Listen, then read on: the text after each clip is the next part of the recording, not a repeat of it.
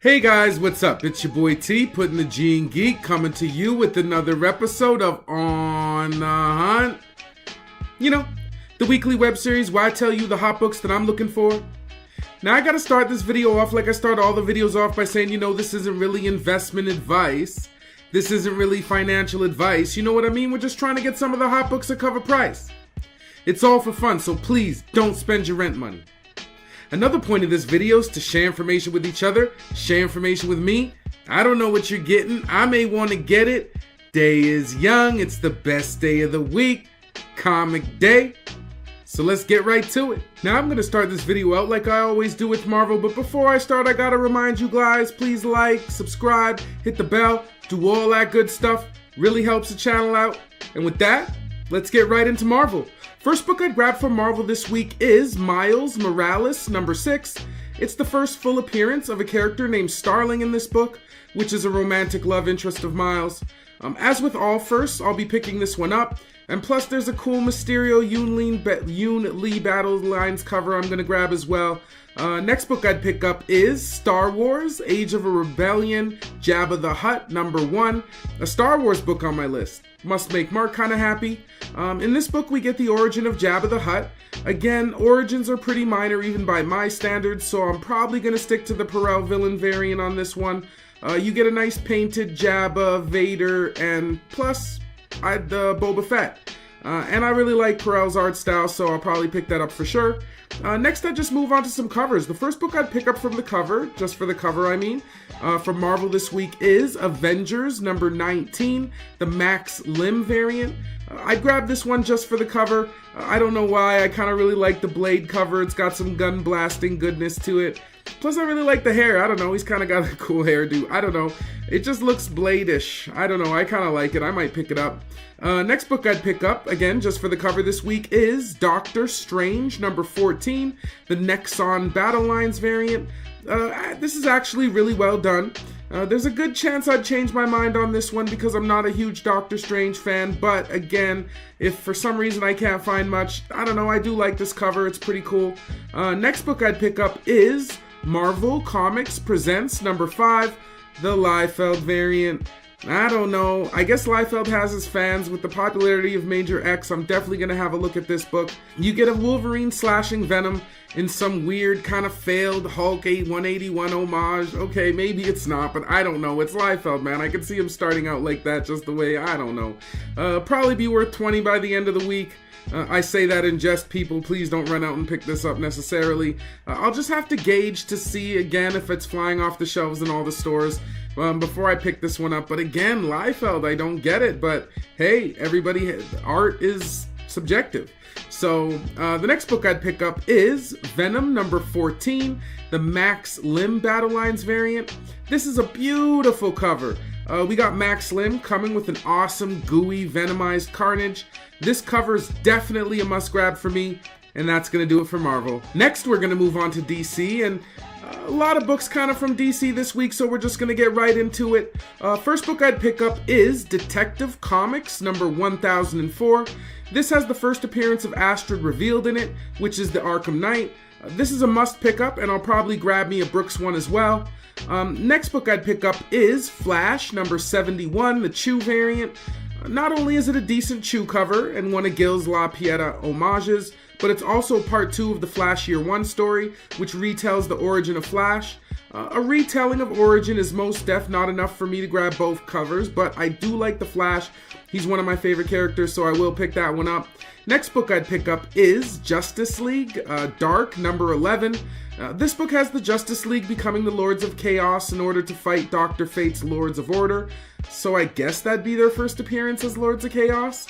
As I collect the first of any kind, I'll be probably picking this one up. And although the Crane Suffer covers, sometimes I really hate his faces, I'll probably grab both. Next book I'd pick up is Martian Manhunter #5. This book features the first cover appearance of Charn, both on the regular and the variant cover. I'm actually a fan of Riley Rossmo. We're both from Calgary, and I always gotta support my local boys. But I do like the Middleton as well. I may grab both. We'll have to see how the week is shaping up. Next book I'd pick up is Silencer #17. This is another book I'll be looking at. It has the first appearance of Silencer's half-sister Smoke. I'll probably grab it as it's a first, but again, I wouldn't go too heavy on it. Next book I'd pick up is The Terrifics, number 16. Man, DC is packing a lot of first appearances this week. This issue is supposed to have the first appearance of a character named Pixel, some sort of digital god or something like that. I'm not 100% sure. And lastly, a book I'd pick up just for the cover, Batgirl, number 35, the Middleton variant. This is an alright Middleton. It's a nice black cover, and Batgirl's looking alright. I could see this one being a popular comic, at least on Comic Day, and that's going to do it for DC. Moving right along, we're going to hit up Action Lab next, and only really one book I'd grab from Action Lab this week, and that is Vamp Blade Season 4, number 1. You know that this is One for T's cheesecake bag. This is an alright, nice looking cover. I'm not really into virgin covers though, and this one only comes in a virgin for the high price of $9.99. I don't mind it though, so I decided to show it. If I'm feeling rich that day, and I don't know. I probably wouldn't grab this one, but it is pretty nice. That's going to do it for Action Lab. Next up, IDW, and one book I'd grab from IDW this week, and that is Road of Bones, number 1. This looks like a dark Russian folklore kind of tale. More on a reading list because you know me, I love my horror. I'll have to see what feeling I get when I look at the art inside before I pick this book up. As always, if it does turn out to be an amazing read, no matter what, it's something I'd get in the trade for sure because it does look kind of dark, gritty, you know, kind of right up my alley. That's going to do it for IDW. Lastly, for books this week, we're going to hit up Kevin Eastman Studios. A couple books I'd grab, 2 books coming out this week from Kevin Eastman's. The first one being Drawing Blood Spilled Ink, number 1. This book is about a cartoonist that has hit the skids, so he's having hard times.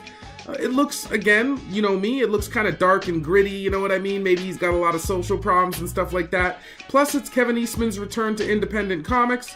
I love real life stories and I love slice of life kind of stuff, so I could see him kind of going through his mundane day, you know, being kind of washed up. Looks pretty cool. You know me, the realer the better. I'm going to go for the Bloody Eastman cover on this one because, again, I don't necessarily see 100% value rise, but you never know, so I'm going to grab that. And next book I'd pick up is Radically Ronin Ragdolls, number 1. This has a very TMNT-esque feeling to it. It's a spin-off series coming directly from the pages of Drawing Blood. So my thought is that, you know, Drawing Blood, he's a cartoonist. Maybe this is what he draws. And so, you know, you get to kind of get the book of his characters or the comics he draws. It's about 3 mutant crime-fighting cats. Again, very kind of TMNT spin-off. Looks like it could be fun and an interesting read. Again, like with those dark covers, you never know. It could kind of have an itchy and scratchy feel where they're totally eviscerating people or something cool like that. So I'm definitely going to check that one out. And that's going to do it for Kevin Eastman. Well, guys, that's going to do it for another episode of On the Hunt.